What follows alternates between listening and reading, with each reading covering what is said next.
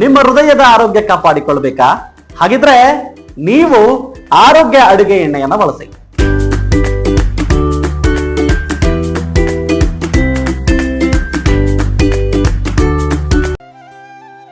ಸಾವಳಗಿ ಅಂಗನವಾಡಿ ಕೇಂದ್ರದಲ್ಲಿ ಸ್ವಾಸ್ಥ್ಯ ನಾರಿ ಸಶಕ್ತ ಕುಟುಂಬ ಅಭಿಯಾನ 17 ಸೆಪ್ಟೆಂಬರ್ 2025 ಕಲಬುರಗಿ ಗ್ರಾಮೀಣ ಯೋಜನೆಯ ಸಾವಳಗಿ ಬಿ ವಲಯದ ಅಂಗನವಾಡಿ ಕೇಂದ್ರದಲ್ಲಿ ಜಿಲ್ಲಾಡಳಿತ, ಜಿಲ್ಲಾ ಪಂಚಾಯತ್ ಕಲಬುರಗಿ, ಮಹಿಳಾ ಮತ್ತು ಮಕ್ಕಳ ಅಭಿವೃದ್ಧಿ ಇಲಾಖೆ, ಶಿಶು ಅಭಿವೃದ್ಧಿ ಯೋಜನೆ ಹಾಗೂ ಆರೋಗ್ಯ ಮತ್ತು ಕುಟುಂಬ ಕಲ್ಯಾಣ ಇಲಾಖೆಯ ಸಹಯೋಗದಲ್ಲಿ ಸ್ವಾಸ್ಥ್ಯ ನಾರಿ ಸಶಕ್ತ ಕುಟುಂಬ ಅಭಿಯಾನ ಮತ್ತು 8ನೇ ಪೋಷಣಾ ಮಾಸಾಚರಣೆ ಕಾರ್ಯಕ್ರಮವನ್ನು ಭವ್ಯವಾಗಿ ಆಯೋಜಿಸಲಾಗಿತ್ತು. ಕಾರ್ಯಕ್ರಮವನ್ನು ಸಿಡಿಪಿಒ ಪ್ರೇಮ ಕಲಬುರ್ಗಿ ಜ್ಯೋತಿ ಬೆಳಗಿಸುವ ಮೂಲಕ ಉದ್ಘಾಟಿಸಿದರು. ಬಳಿಕ ಮಾತನಾಡಿದ ಅವರು, ಪೋಷಣಾ ಅಭಿಯಾನವು ಪ್ರಧಾನಮಂತ್ರಿಗಳ ಪ್ರಮುಖ ರಾಷ್ಟ್ರೀಯ ಯೋಜನೆಯಾಗಿದ್ದು, ಮಕ್ಕಳು, ಹದಿಹರೆಯದ ಹುಡುಗಿಯರು, ಗರ್ಭಿಣಿಯರು ಹಾಗೂ ಹಾಲುಣಿಸುವ ತಾಯಂದಿರಲ್ಲಿ ಪೌಷ್ಟಿಕಾಂಶದ ಮಟ್ಟವನ್ನು ಸುಧಾರಿಸುವ ಗುರಿ ಹೊಂದಿದೆ ಎಂದರು.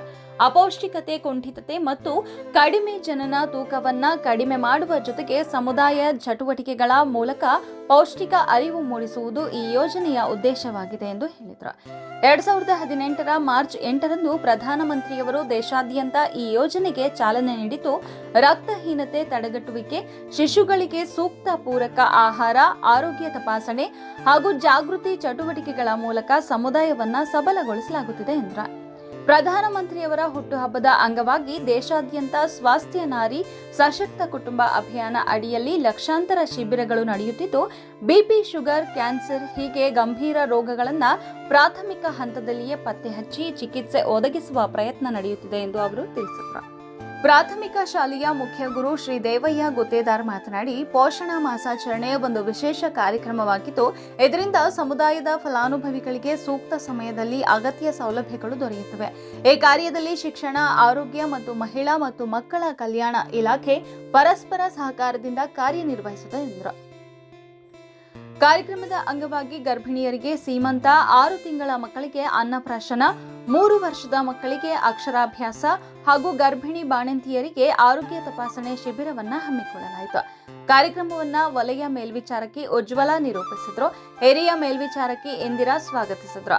ಸಾವಳಗಿ ಗ್ರಾಮ ಪಂಚಾಯಿತಿಯ ಪಿಡಿಒ ಸುನಿತಾ, ಸದಸ್ಯ ಉಸ್ಮಾನ್ ಗಣಿಸಾಬ್, ಆರೋಗ್ಯ ಇಲಾಖೆಯ ಸುಜಾತ, ರೂಪಾ, ಶೀಲಾ ಸಿಸ್ಟರ್, ಸಹ ಶಿಕ್ಷಕ ನವನಾಥ್ ಶಿಂಗೆ ಹಾಗೂ ಕಾರ್ಯಕರ್ತೆಯರಾದ ಸುಧಾಬಾಯಿ, ಶಿವಲೀಲಾ, ವಿಜಯಶ್ರೀ, ನಾಗಮ್ಮ, ಸಾವಿತ್ರಿ, ಉಷಾ, ಲಲಿತಾ, ಉಜಾಲ, ಮೀನಾಕ್ಷಿ, ಸಹಾಯಕಿಯರಾದ ಗೌರಮ್ಮ, ರತ್ನಾಬಾಯಿ, ಶರಣಮ್ಮ, ಭೀಮಾಬಾಯಿ ಮುಂತಾದವರು ಹಾಜರಿದ್ದರು.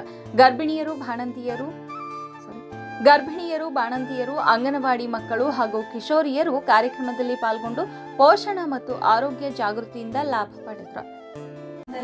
ನಾವು ಸಶಕ್ತ ನಾರಿ ಸಶಕ್ತ ಕುಟುಂಬ ಕಾರ್ಯಕ್ರಮ ಹಮ್ಮಿಕೊಂಡಿದ್ದು, ಈ ಕಾರ್ಯಕ್ರಮಕ್ಕೆ ಆಗಮಿಸಿದಂಥ ಈ ಶಾಲೆಯ ಮುಖ್ಯೋಪಾಧ್ಯಾಯರೇ, ಗ್ರಾಮ ಪಂಚಾಯತ್ ಸದಸ್ಯರೇ, CHO ಮೇಡಮ್ ಅವರೇ, ಸಿಸ್ಟರ್ಸ್ ಅವರೇ ಹಾಗೂ ಅಂಗನವಾಡಿ ಕಾರ್ಯಕರ್ತರೇ, ಇಬ್ಬರು ಹಾಗೆ ನಮ್ಮ ಸೂಪರ್ವೈಸರ್ ಆಗಿ ಮಕ್ಕಳಾಗಲಿ ಎಲ್ಲರಿಗೂ ಇವತ್ತು ಕಲ್ಯಾಣ ಕರ್ನಾಟಕೋತ್ಸವ ಮಹೋತ್ಸವದ ಶುಭಾಶಯಗಳು ಹೇಳುತ್ತಾ, ಪೋಷಣ ಮಾಸಾಚರಣೆ ಅಂತ ಅನ್ನೋದು ನಮ್ಮ ಕಾರ್ಯಕರ್ತರು ಮಾಡ್ತಾನೆ ಬಂದಿದ್ದಾರೆ. ಪೋಷಣ ಮಾಸಾಚರಣೆ ಯಾವಾಗಿಂದ ಶುರು ಆಯ್ತು, ಉದ್ದೇಶ ಏನು ಅಂತಂದರೆ 2018ರಲ್ಲಿ ಪೋಷಣ ಅಭಿಯಾನ ಅಂತ ಅನ್ನೋದು ಕೇವಲ ಕರ್ನಾಟಕದಲ್ಲ, ಇಡೀ ಭಾರತದಲ್ಲೇ ಪ್ರಧಾನಮಂತ್ರಿ ನರೇಂದ್ರ ಮೋದಿಯವರು ಪ್ರಾರಂಭ ಮಾಡಿದರು ಪೋಷಣ ಅಭಿಯಾನ ಅಂತ.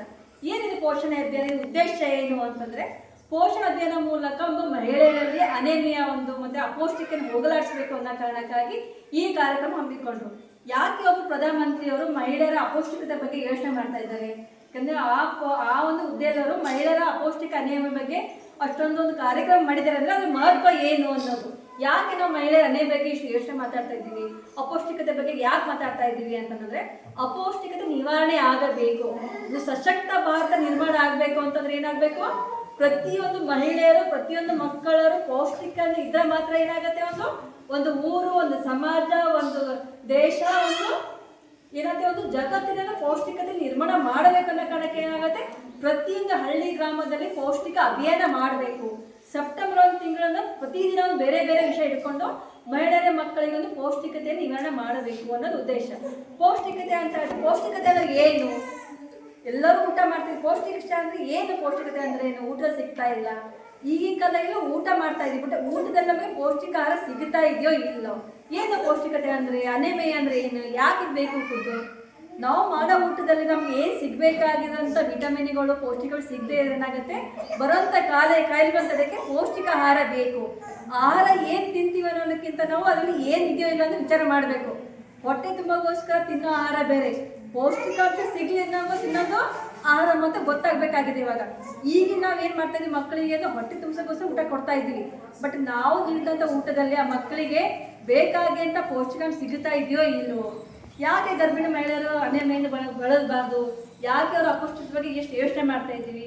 ಯಾಕೆಂದರೆ ಒಬ್ಬರು ಮಹಿಳೆಯೊಬ್ಬರು ಗರ್ಭ ಧರಿಸಿದ ತಕ್ಷಣ ಅವಳಲ್ಲಿ ಪೌಷ್ಟಿಕಾಂಶ ಸರಿಯಾಗಿ ಸಿಗಲಿಲ್ಲ ಏನಾಗುತ್ತೆ, ಆಮೇಲೆ ಕೂಡ ಅಪೌಷ್ಟಿಕತೆ ಬೆಳುತ್ತಾಳೆ.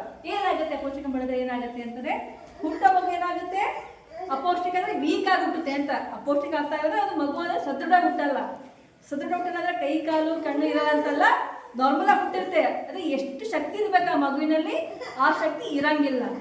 ಯಾವ ತಿಂಗಳಲ್ಲಿ ಬೆಳವಣಿಗೆ ಆಗಬೇಕು ಆ ತಿಂಗಳು ಸರಿಯಾಗಿ ಬೆಳವಣಿಗೆ ಆಗಲ್ಲ. ಒಂದು ವೇಳೆ ಬೆಳವಣಿಗೆ ಆದರೂ ಕೂಡ ಏನಾಗುತ್ತೆ, ಮಗು ಅಷ್ಟೊಂದು ಆ್ಯಕ್ಟಿವ್ ಆಗಿ ಇರಂಗಿಲ್ಲ. ಯಾವಾಗ ಇನ್ನೊಂದಾಗುತ್ತೆ, ಅಪೌಷ್ಟಿಕತೆ ಇದ್ರೆ ಮಗು ಏನಾಗುತ್ತೆ, ಪದೇ ಪದೇ ಕಾಯಿಲೆ ಬೀಳೋದಾಗುತ್ತೆ. ಎಲ್ಲ ಒಂದು 2 ದಿವಸ ಮಳೆ ಬಂತಂದರೆ ಮಕ್ಕಳಿಗೆ ನೆಗಡಿ ಕೆಮ್ಮು ಜ್ವರ ಎದಕ್ಕೆ ಬರ್ತಾ ಇದೆ?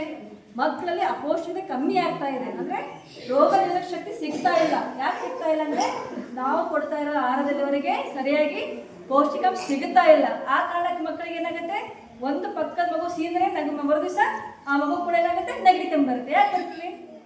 ನಿರೋಧಕ ಶಕ್ತಿ ಮಕ್ಕಳಲ್ಲಿ ಇಲ್ಲ ಅಲ್ಲಿ. ಅದಕ್ಕೋಸ್ಕರ ಏನಾಗುತ್ತೆ, ಎಲ್ಲ ಒಂದು ರೋಗ ಆದರೆ ಮಕ್ಕಳಿಗೆಲ್ಲ ಹರಡಲಾಗ್ತಾ ಇದೆ. ಅದಲ್ಲದೆ ಮಕ್ಕಳಿಗೆ ಹುಟ್ಟಂಥ ಮಕ್ಕಳು ಕಡಿಮೆ ತೂಕ ಹುಟ್ಟಂಥದ್ದು. ಅಪೌಷ್ಟಿಕ ಕಾರಣ ಏನಾಗುತ್ತೆ, ಏನೇನು ಕಾರಣ? ಊಟ